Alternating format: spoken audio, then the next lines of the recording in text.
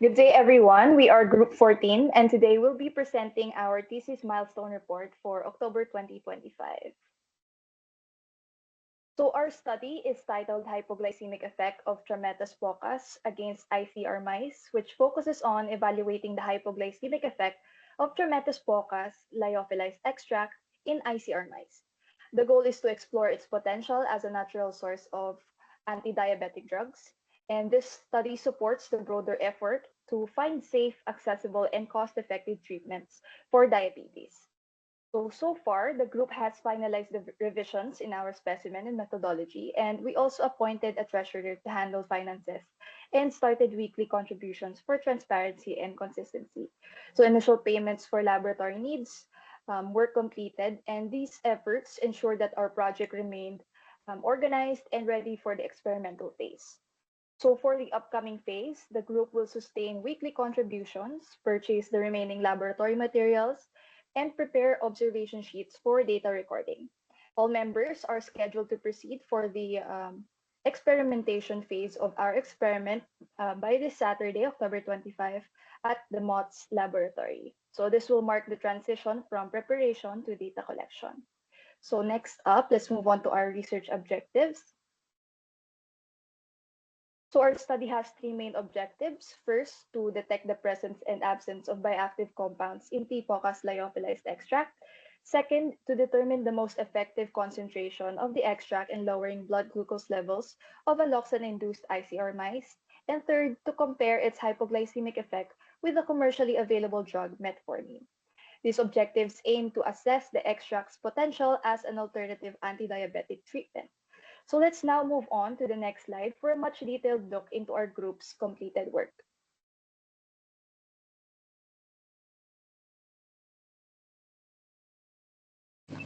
So moving on, I'll be sharing the thesis milestone report for October 2025, focusing on the work we've completed since our last progress report.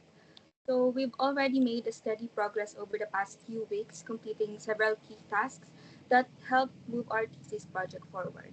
So for the first task, which was completed on October 1, 2025, our first task was a meeting with our thesis advisor to discuss important changes, specifically the change of specimen, adjustments to our methodology, and budgeting plans.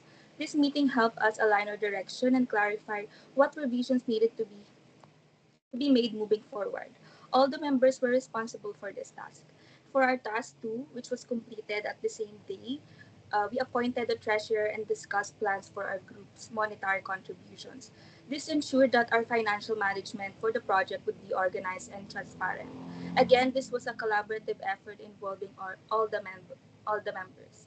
For task 3, which was completed the next day, we began collecting the first week of contributions from all the members. This was an important step in building our project fund so we could start purchasing necessary materials and services. This task was also carried out by all the members. And lastly, we completed the initial payment to MOTS Laboratory on October 4th, 2025. This covered the procurement of mice models, chemicals, and other essential laboratory equipment required for our research. The treasurer was responsible for completing this transaction. So, in summary, these four completed tasks have set the foundation for our experimental phase. We've established clear organization, secured funding, and ensured that all preparations are in place for the next stages of our thesis work. Next. So, our data will be gathered after the scheduled experimental procedure, which will be held on October 2025. The analysis and interpretation will follow upon completion. So next. So this slide presents the challenges our group encountered during the research process, along with the corresponding actions we implemented to address them. So for challenge 1, we were required to change our diabetogenic agent from alloxan monohydrate to streptozotocin based on the recommendation of the doctor in charge at the MOTS laboratory. This modification affected our project timeline as it necessitated securing a new source for the chemical. To resolve this, We coordinated with the MOTS laboratory and other academic institutions for shared procurement to ensure a more efficient and practical acquisition process. So for our challenge number 2, our group also experienced a change in the research sample. So from Trametes focus to C. Rhinaceana, since our advisor already had the sample available and only this type was required for the study. Although this adjustment required revision to our manuscript and previous chapters, we accepted the change to maximize laboratory time and proceeded to refine our paper accordingly.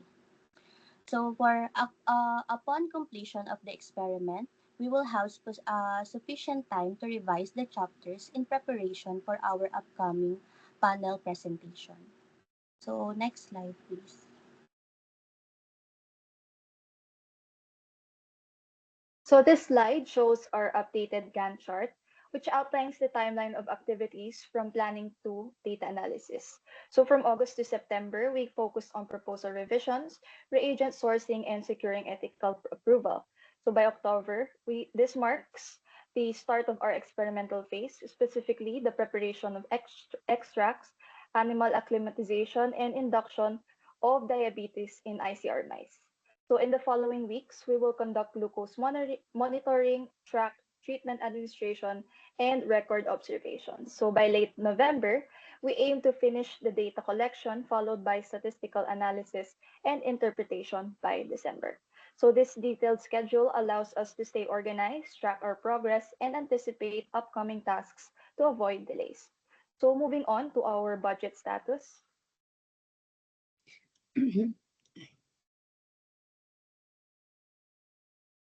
This shows how we use our budget for the project. So far, we spent 20,030 pesos for materials and supplies, and we still have 98,670 left from our overall budget. It helps us see how much we've spent and how much is still available for the next parts of our study. Now let's proceed to the next steps.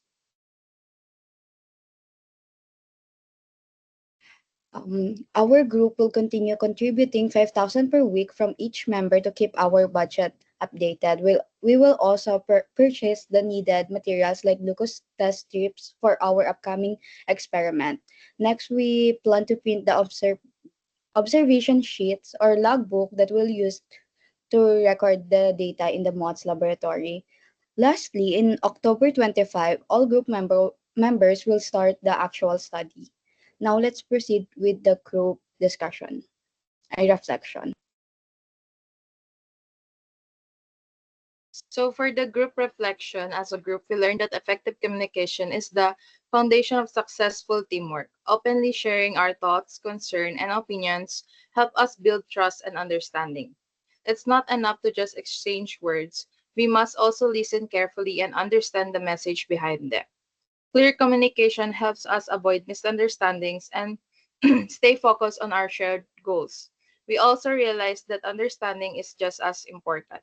When each member knows their role and the group's purpose, teamwork becomes smoother and everyone can support one another when challenges arise. Next is the individual reflection.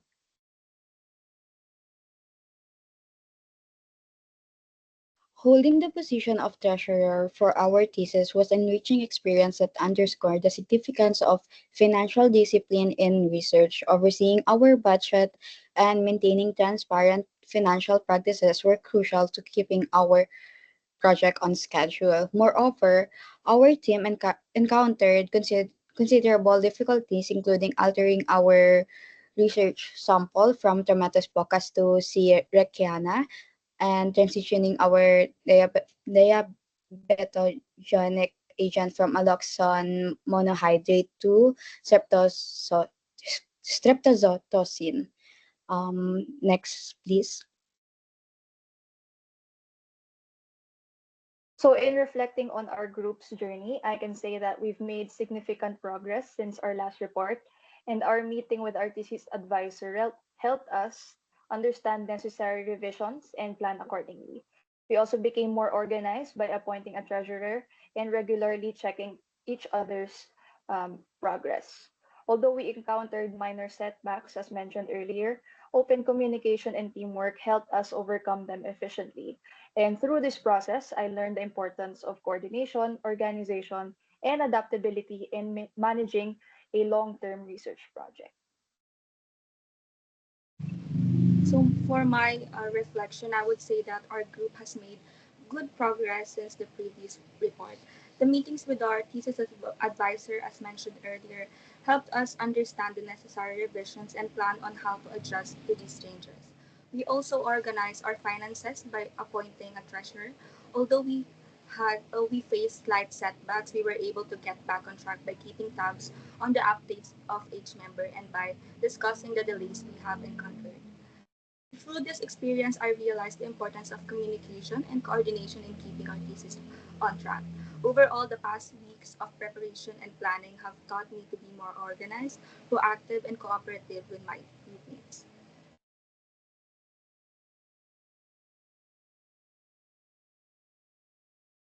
So for my individual reflection, I learned that being an active group member doesn't depend on having a title or position. Even if I'm not the leader or treasurer, I realized that I shouldn't wait for others to take the first step. If there's something I can do, I should take the initiative. Leadership is not just about authority, but but also about responsibility, empathy, and the willingness to help. I also contributed by making an Excel file for our expenses, reminding the group about our agenda, and preparing our reports.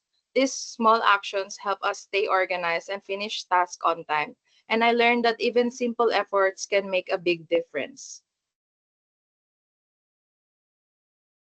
So lastly, for my individual reflection, I emphasize the significance of being flexible and adaptable throughout the thesis process. So the adjustment we made in our study materials and method initially posed challenges, but they also provided opportunities to enhance our techniques and ensure the feasibility of the research within the given constraint. So in addition, I assisted the treasurer, which allowed me to further develop my skills in resource management and teamwork. Overall, these experiences deepened my appreciation for collaboration, the guidance of our thesis advisor, and the collective effort required to achieve meaningful and successful research outcomes. Next slide.